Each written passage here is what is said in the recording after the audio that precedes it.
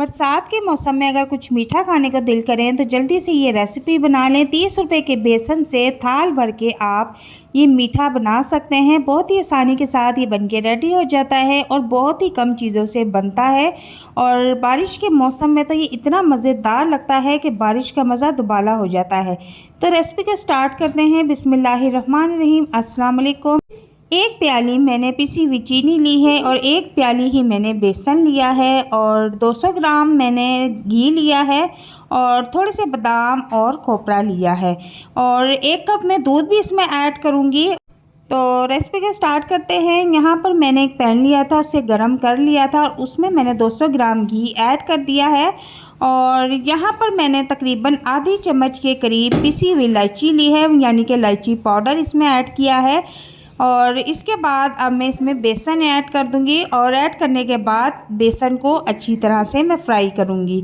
और चूल्हे का फ्लेम आपने बिल्कुल लो रखना है। लो फ्लेम पे ये बहुत ही टेस्टी बनता है। अगर आप इसको फुल फ्लेम पे पकाएंगी तो ये जल के ख़राब हो जाएगा और इसका जायका भी बिल्कुल बद जायका हो जाएगा, बिल्कुल भी इसमें टेस्ट नहीं रहेगा। तो आप इसको हल्की आंच पर भूनें और इतनी देर तक इसको भूनना है कि जब तक से बेसन की खुशबू आना शुरू हो जाती है और इसका थोड़ा थोड़ा सा जो है कलर चेंज हो जाता है। बेसन को हल्की आंच पे फ्राई करते हुए तकरीबन मुझे 12 से 15 मिनट होने वाले हैं। तो आप देख सकते हैं कि इसका कलर भी चेंज हो चुका है और खुशबू तो बहुत ही ज़बरदस्त आ रही है। और अब मैं इसमें 1 कप दूध भी ऐड कर दूंगी। दूध जो है इसका जायका बढ़ा देता है और चूल्हे का फ्लेम मैंने बिल्कुल आहिस्ता किया हुआ है और थोड़ा थोड़ा करके इसमें दूध ऐड करना है। और जब हम इस हलवे में दूध ऐड करेंगे तो ये बहुत ज़्यादा गाढ़ा हो जाएगा, लेकिन परेशानी की बात नहीं है। आपने लो फ्लेम पे इसको भूनते जाना है। जैसे ही ये पकना शुरू होगा, रेडी होना शुरू होगा, तो ये बिल्कुल लिक्विड शेप में आ जाएगा।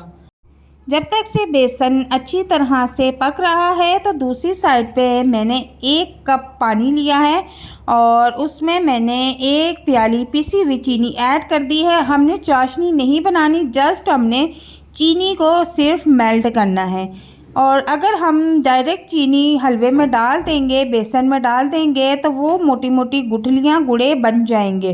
तो इस वजह से चीनी को हमने लाइट सा जो है मेल्ट कर लिया है। और यहाँ पर आप देखें कि बेसन जो है अच्छी तरह से फ्राई हो चुका है। अब मैं इसमें जो है चीनी जो कि मैंने मेल्ट करके रखी हुई थी इसमें ऐड कर दूँगी।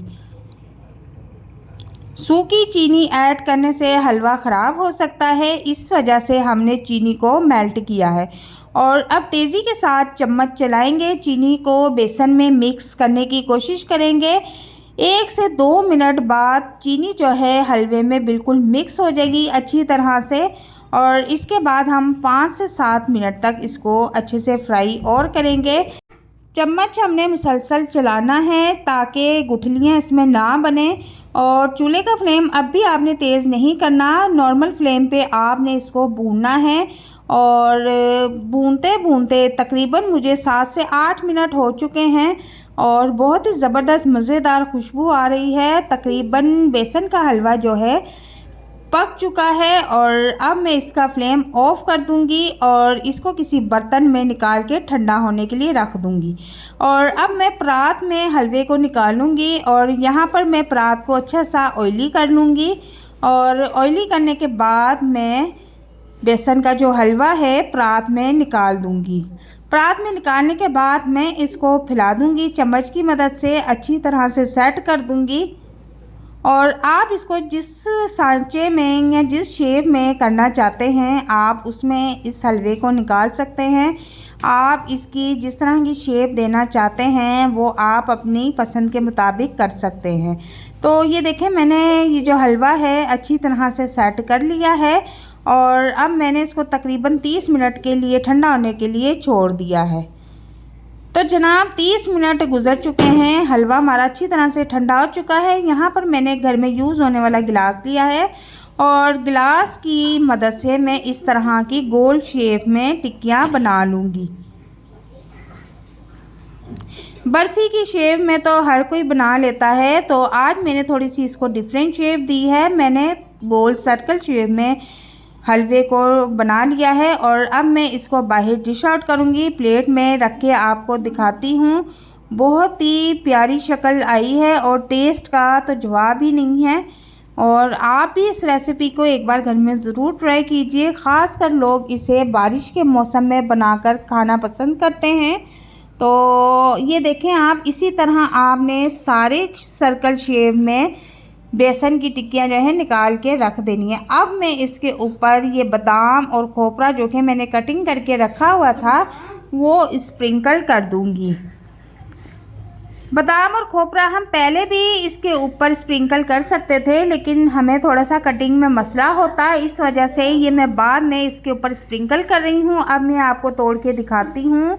बहुत ही मज़ेदार, सॉफ्ट, मुंह में घुलने वाला बेसन का हलवा रेडी है। आप चाहे तो इसको जो मर्ज़ी शेप में रख सकते हैं, बना सकते हैं और इतना टेस्टी और मज़ेदार है। यकीन करें, आप इसको एक बार घर में ज़रूर ट्राई कीजिएगा। अल्लाह हाफिज़।